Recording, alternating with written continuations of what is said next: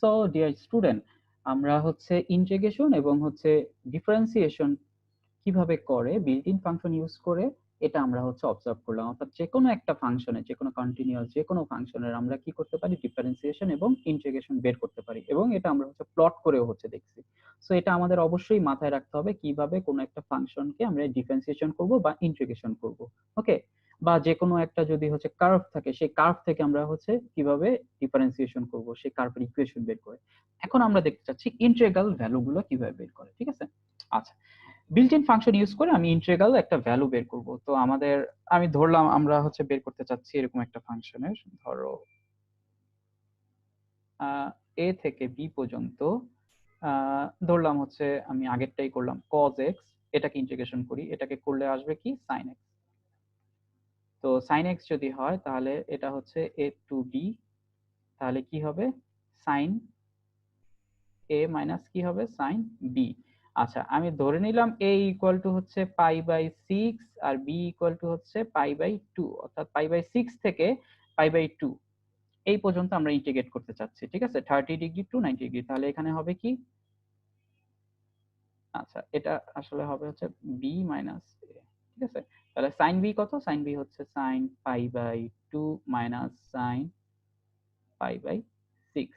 তাহলে sine pi by two কত, 90 degree one, আর সাইন পাই বাই সিক্স হচ্ছে কত, 30 ডিগ্রি, 30 ডিগ্রি হচ্ছে হাফ।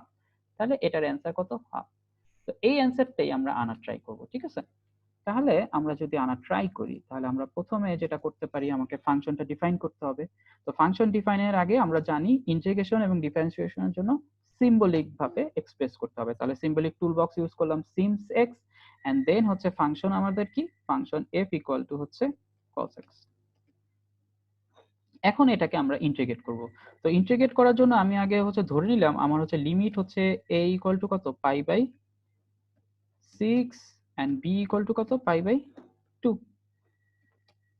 আচ্ছা, এখন আমি যদি ইন্টিগ্রেশন ভ্যালুটা নিয়ে আসি, আইএনটি এফ ইকুয়াল টু আমরা লিখলাম আইএনটি এবং ফাংশন দিলাম এফ। আচ্ছা, এখন নরমালি কিন্তু একবারই হচ্ছে করা যায় int A B. Okay, int A B এভাবে আমরা হচ্ছে করতে পারি, তাহলে আমরা এটার অ্যান্সার পাবো।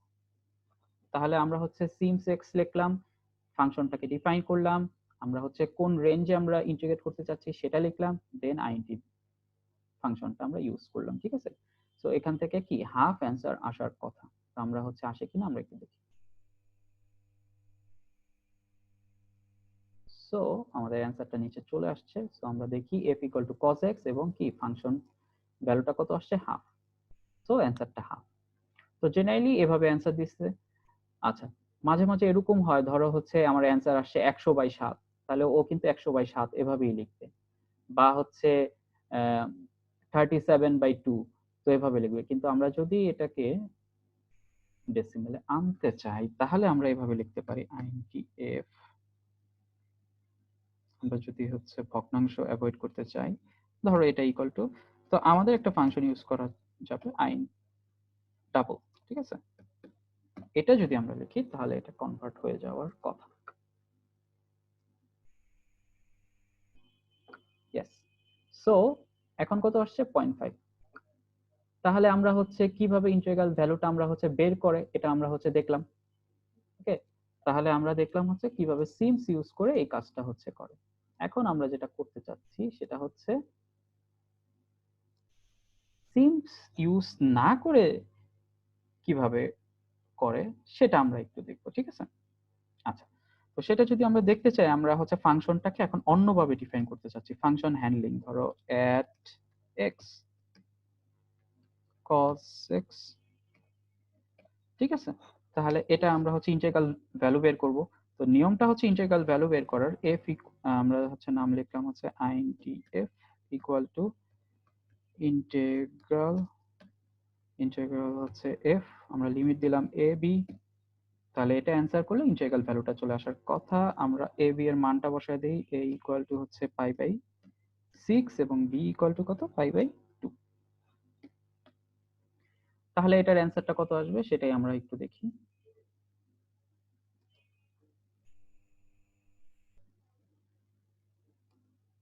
এটার অ্যান্সারটা আসছে 0.5। ঠিক আছে, তাহলে এভাবে আমরা হচ্ছে ইন্টিগ্রাল ভ্যালুটাও হচ্ছে কি করতে পারি, বের করতে পারি। ঠিক আছে, আমরা এখানে হচ্ছে দুইটা ওয়ে হচ্ছে দেখাইলাম কিভাবে ইন্টিগ্রাল ভ্যালুটা আমরা বের করি।